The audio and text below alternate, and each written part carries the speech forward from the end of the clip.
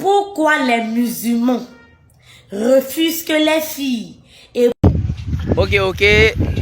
Shalom, salam alaikum. Voilà, elle demande pourquoi les musulmans ne donnent pas leurs filles en mariage aux chrétiens. Voilà, je précise, les musulmans, ce n'est pas qu'aux chrétiens qui refusent de donner leurs filles en mariage. C'est à tous ceux qui ne sont pas musulmans.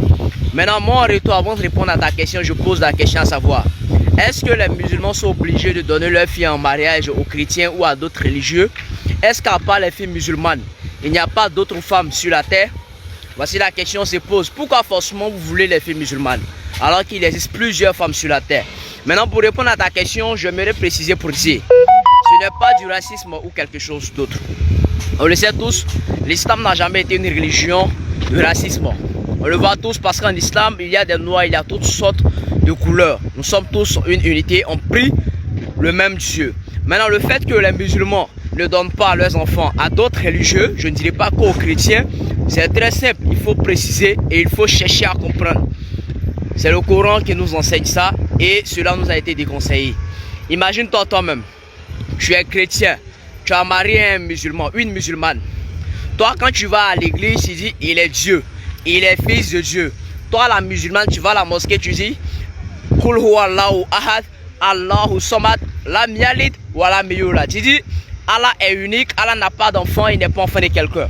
Alors que toi, le chrétien, tu dis Jésus est le fils de Dieu. Ta femme dit non, il n'est pas fils de Dieu, il est prophète. Toi, tu dis il est Dieu. Ta femme dit non, il n'est pas Dieu, c'est un prophète. Yério, toi, ta femme, elle est musulmane. Elle sait que si toi, tu meurs chrétien, là, tu vas en enfer. Toi, tu es chrétien. Tu sais que si elle ne croit pas que Jésus est mort pour sauver ses péchés, elle meurt, elle va en enfer. Et puis, vous dormez dans le même lit, vous dites c'est amour. Ça, là, c'est pas amour, c'est hypocrisie. Donc, il ne peut pas avoir un mariage, tu vois. Et puis, le mariage mixte, ça a tellement de conséquences. Voilà pourquoi c'est mieux. Et puis, je précise pour vous dire, le Coran n'est pas le seul livre qui interdit ce genre de mariage. Je te conseille d'aller lire aussi 1 Corinthiens 7, le verset 39, où il est dit que la femme restera liée à son mari jusqu'à ce que ce dernier meure. Et si son mari meurt, elle est libre de se marier avec l'homme qu'elle veut, mais à une condition: cet homme-là doit être chrétien. Et je t'invite aussi à lire Deutéronome chapitre 7, le verset 3, où il est demandé aussi de ne pas prendre les filles de ceux qui ne croient pas au Seigneur.